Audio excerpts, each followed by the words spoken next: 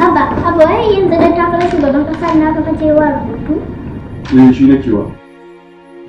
Abba wai in tambaye ka. Ni zaki tambaya? Ko waye matashi na matasa ne? Allah ne sake ni da Allah dawo nan ba za a zan faɗa miki an jima.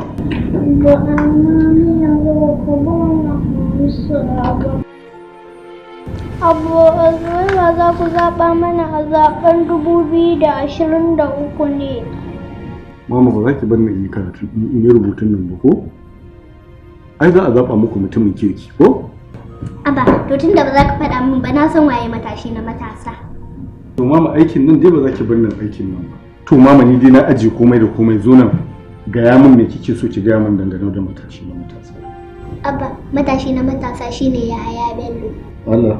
Allah. Ke waye nuna waye ga miki shine matashi na matasa. Da alƙawalin na siyasa sun nuna shine zai zama shugaban ƙasa a ƙasar nan. To ke da baki sa zaɓe ba ma?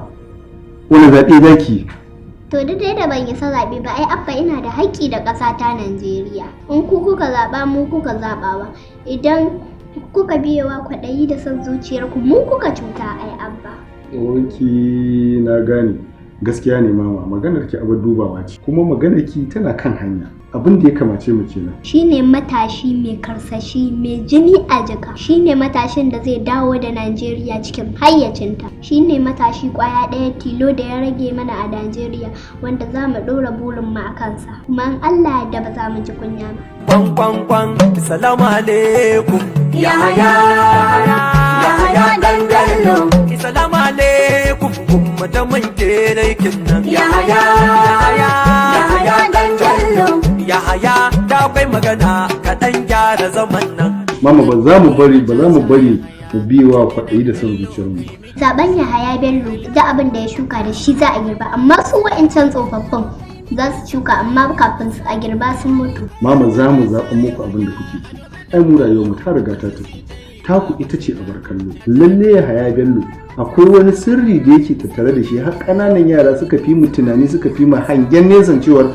mu zaɓe shi zaben Yahaya Bello alheri ne a gare mu yara manyan gobe shine zai gyara future din mu a nan gaba in kuma ba ku so ya gyara future din mu kenan ku je ku zaɓi wanda kuka ga dama mama ba zan zaɓi wanda na ga dama ba wanda kike so zan zaɓa yawa abba na gode dama an ce Allah yana karɓar addu'an mu ƙananan yara bari in je in yi alwala in kuma can in sallah raka a biyu in yi addu'a Allah ya bawa Yahaya Bello shugabancin ƙasar Najeriya garkuwar matasa Yahaya sani dan Bello kai muke tsumayi a ƙasa mai halin kirki garkuwar